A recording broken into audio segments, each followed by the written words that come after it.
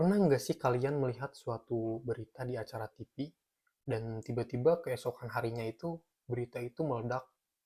Banyak sekali orang yang membicarakan tentang berita itu, mulai dari ibu, tetangga kalian.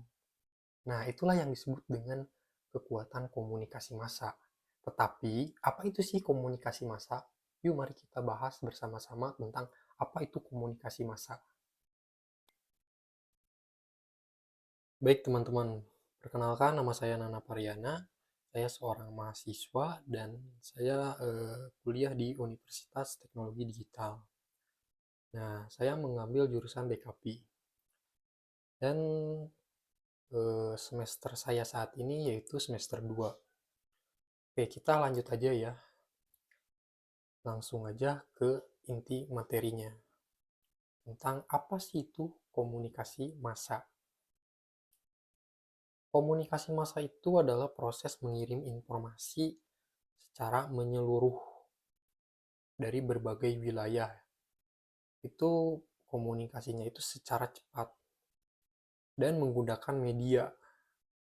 Medianya itu contohnya seperti televisi, radio, koran, majalah, internet, dan lain-lain. Oke, pengertian komunikasi massa menurut para ahli.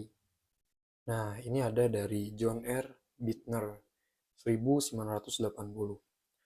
Komunikasi massa adalah pesan yang dikomunikasikan melalui media massa pada sejumlah orang besar.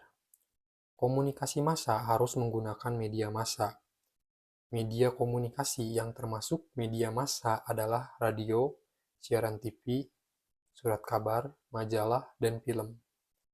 Nah, itu adalah pengertian komunikasi massa menurut para ahli. Oke, kita lanjut lagi ke ciri-ciri komunikasi massa. Oke, kita masuk ke dalam ciri-ciri komunikasi. Apa aja sih itu ciri-ciri tentang komunikasi massa? Satu, ciri-ciri komunikasi massa itu sifatnya itu satu arah. Apa sih yang dimaksud dengan pesan satu arah itu? Jadi pesannya itu ketika antara komunikator dengan audiennya itu tidak bisa berinteraksi secara langsung. Contohnya di televisi, antara pembawa berita dan pendengarnya itu tidak bisa berinteraksi secara langsung. Seperti itu contohnya. Oke, ciri yang kedua itu sifatnya pesannya itu umum, bukan untuk satu orang, bukan untuk satu individu. Nah, terus ciri yang ketiga itu audiennya itu beragam ya.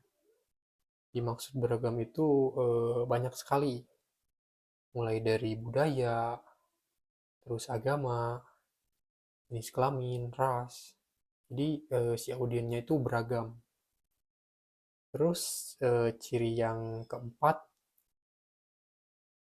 si ininya tuh menggunakan media ya. Medianya itu berupa eh, televisi maupun media internet ya.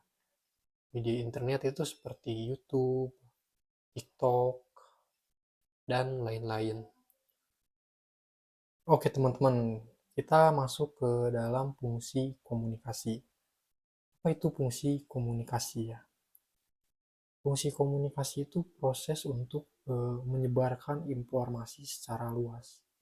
Dan fungsinya itu berupa untuk contohnya kayak berita, edukasi publik.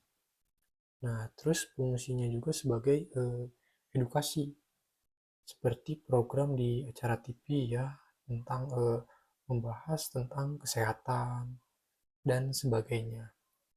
Nah, terus ada juga ya fungsi komunikasi massa ini berfungsi sebagai media hiburan.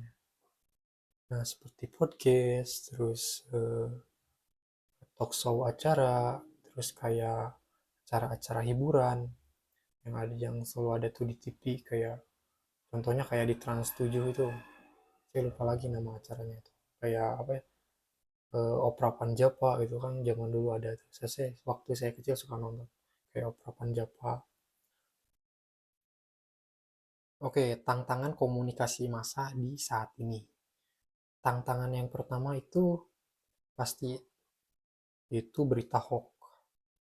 Dengan kemajuan teknologi yang begitu cepat dan canggih, informasi itu mudah menyebar secara cepat ke masyarakat. Nah, dengan mudahnya cepatnya menyebar informasi tersebut, sehingga memudahkan berita palsu untuk menyebar juga. Dan yang kedua, tantangannya itu banyaknya pesaing gitu dalam komunikasi massa ini.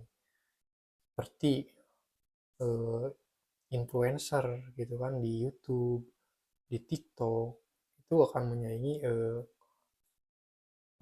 contohnya menyaingi institusi-institusi yang resmi gitu, seperti televisi gitu kan.